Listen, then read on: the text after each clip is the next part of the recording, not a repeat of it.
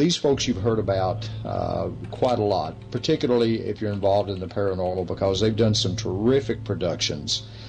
Some that have scared us, many that have excited us, educated us, told us about some of the things that are experienced out there. And to see that done for us in such a superb fashion, we are extraordinarily thankful for. For those who are just joining us, we have the Booth brothers, Philip and Christopher, with us, and we're extraordinarily thrilled to have them. One of the things I want to ask, too, Philip and Christopher, some of the upcoming things that you have that are going to be coming. As a matter of fact, I believe that the docudrama The Possessed is coming out in October. Is that correct? Yeah, that's going to be out on DVD in October, and it will follow the Sci-Fi Channel. Had acquired that. I'm not sure when they're going to play it. Usually they play it a couple of months after the DVD. But The Possessed is a very interesting story because we touch, first of all, possession as one of the most authentic spiritual possessions of 1877, the Wasika Wonder, which, if anybody knows the history, they'll know that that's one of the most documented possessions ever done.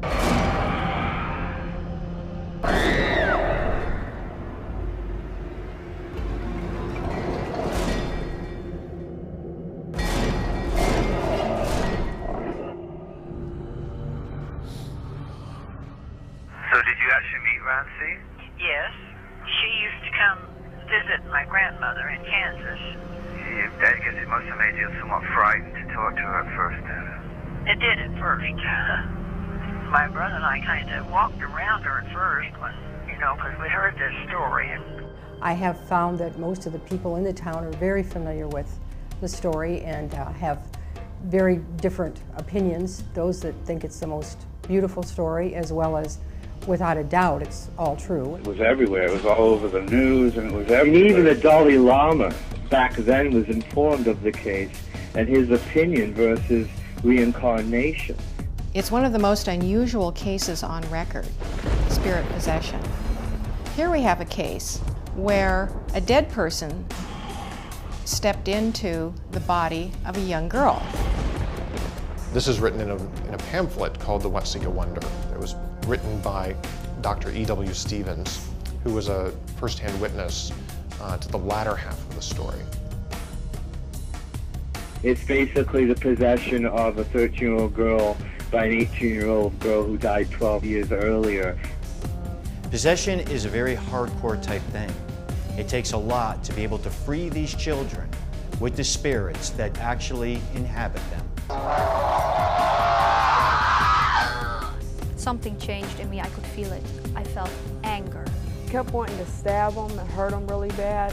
Just went blank, and when I came to, I had 3 to 4 bounty hunters and police officers holding on to me.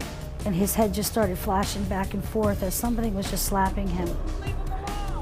He was really scared. I didn't want to see it. He raised his head up, his eyes were pure white, and he started shaking his head around.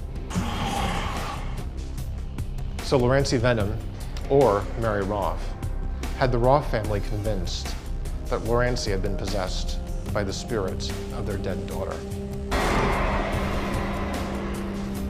We really filmed it like a film, and then we shot all the real houses, the 2 houses that are there, and we went to all the places that were associated with it. Haunting is what most people refer to. Oh, I live in a haunted house. They think there's a ghost there. A possession, however, it is pure evil, and that is what is left in this house. And of course, we just went back there, Chris, 4 weeks ago and did a real seance there like they did 130 years ago. It was definitely dead. So, but we did it with all Bill Chappell's gadgets, the biometric, the obelisk, the paranormal. Oh, no kidding. Wow. Wow, I'm Every impressed. device you could think of was set up around a table, kind of like in the movie Orphanage, if you've seen that, where they sat all on the table, and then we had a medium contact Mary. And that was that, Wow. This say no more, what we found out through the EVPs, the photography, the thermal imagery, which Keith H. brought along, and he had his usual array of phenomenal gadgets, is mind-blowing. And we thought, wouldn't it be incredible to go into a house that old, and he hasn't done anything. I mean, this place is dilapidated. It's incredible. But put all this incredible technology in laser grids, you name it, you know, and then redo this, and then ask the same questions they asked 130 years ago. Who is with us today, child? What is your name?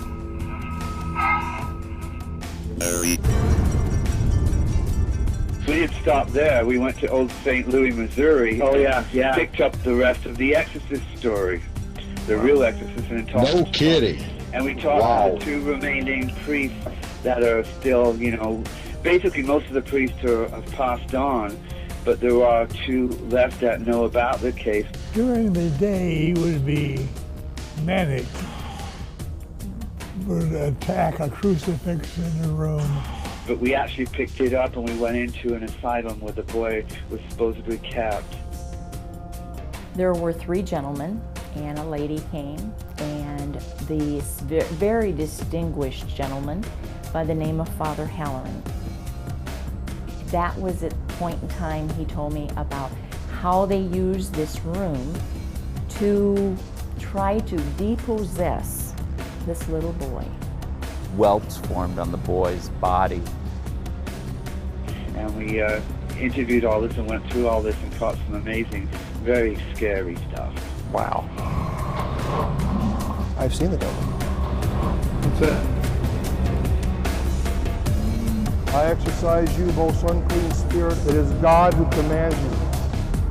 Drive off, O Lord, the power of the devil.